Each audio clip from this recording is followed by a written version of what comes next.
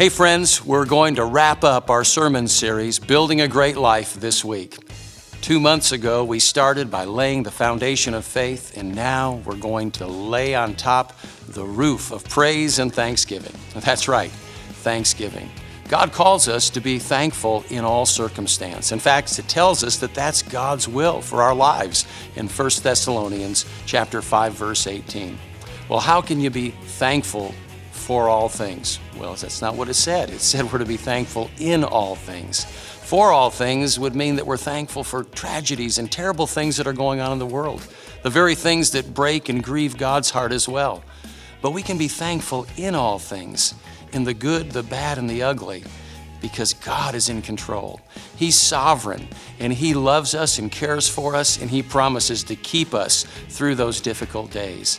And so how are we going to do that? Well, here at Friends Church, we believe that giving and thanks go together. And so we want to give God thanks in 4 ways. And our service this Sunday is built around doing just that. We're going to gather and give God thanks by singing to Him. And we need your voice to be part of that choir of millions and even billions throughout the ages that sing to an audience of one. And then secondly, we give God thanks by praying to Him, by acknowledging that He's the provider of all good things, and then trusting Him for our very next need. And then thirdly, we give God thanks by giving back to Him. And when we give to God our time and our talents and our treasures, we need to realize that we're only giving back to Him what He first gave to us.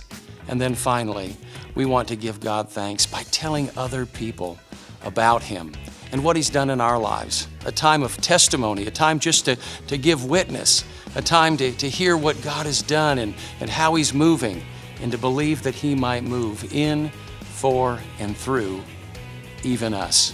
How about you? Are you ready to come and give God thanks?